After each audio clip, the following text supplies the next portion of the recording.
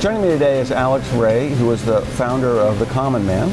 So Alex, we were talking in our earlier segment about how you started out, school, early days, getting into the business. And one of the things I want to kind of talk about is the themes that I see sort of when I think about The Common Man.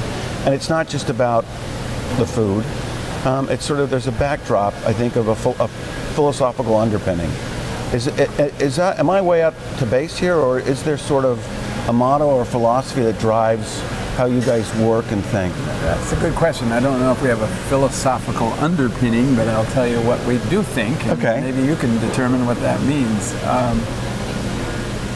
I love the restaurant business, engaging with people, and we started with that small place in Ashland 44 years ago. And I really enjoy that business, and I remember trying to think of a name of the place, and we thought we wanted it to be the community, everybody from the banker to the carpenter, and that's where the name Common Man came from. And it was only 40 seats, and I remember trying to engage with the community, I guess you'd call it, do things with them, whatever it was, the little chamber of commerce or the ball field, or I remember, Mr. Schofield, a farmer, flipped his tractor and broke his back, and that was early in our game, so we had the Schofield night, so it took on its own legs over time.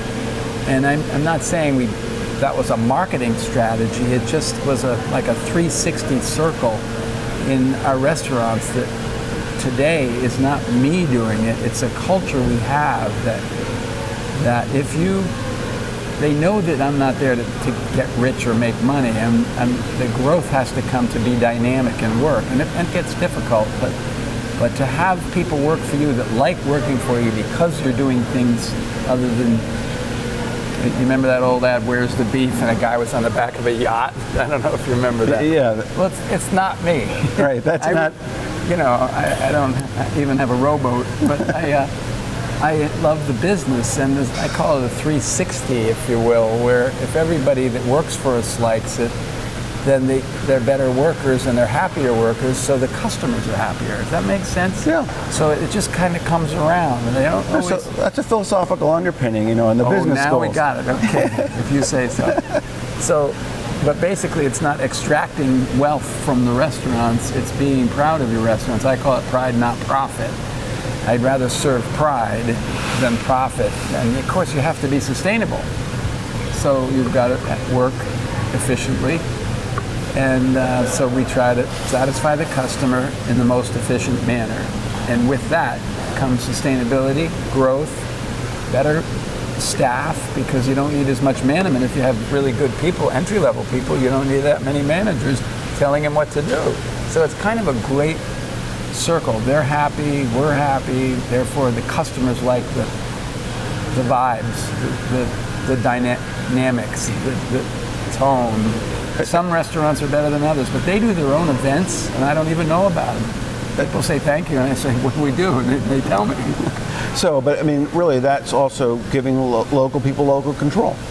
The different restaurants that you have their own events. To a point. Now, when you get big, I'm nervous about what we're doing today. We're big. We have a bunch of restaurants, and you still need leadership. But you want them to run the place as though it's theirs, and help them support them. Don't be didactic or authoritative. Just be there for them. That's what we try to do. Well, so what are the challenges? That's one of my next questions. That you have this, sort of 360 model. What are the challenges in keeping that as you grow? What are the obstacles you sort of run into? Well, they're disparate. When it comes to today's world in the United States, one of the challenges is the constant increasing of codes and regulations and oversight and security and liability and insurance and the things that I don't like. I remember when early in my days, somebody said, you're not corporate material. Well, I want to be a restaurant that serves not food, but serves an experience. That's the part that I like. And even here in this big place, I don't really like the size of it, because I'm not thinking about food as much as I want to, or customers. I'm involved with the relationship with the state Department of Transportation and everybody else that's here. And today, and insurance and all ADA compliance, and I'm not complaining. It's just that part of our country is getting more burdensome every day, and that's one thing. And that's one area. The other thing is, as you get bigger, you lose. It's too easy to lose your original culture, your identity, your personality. Some companies do it, and some don't. And we're having a rough time keeping that original idea of having people not say, "Two for dinner?" They go, "Good evening, how are you? Good to see you. Are you the first time customer?" That's different than "Two for lunch," you know what I mean? So that's a challenge. That's a challenge. I have another challenge too. We're out of time in this segment.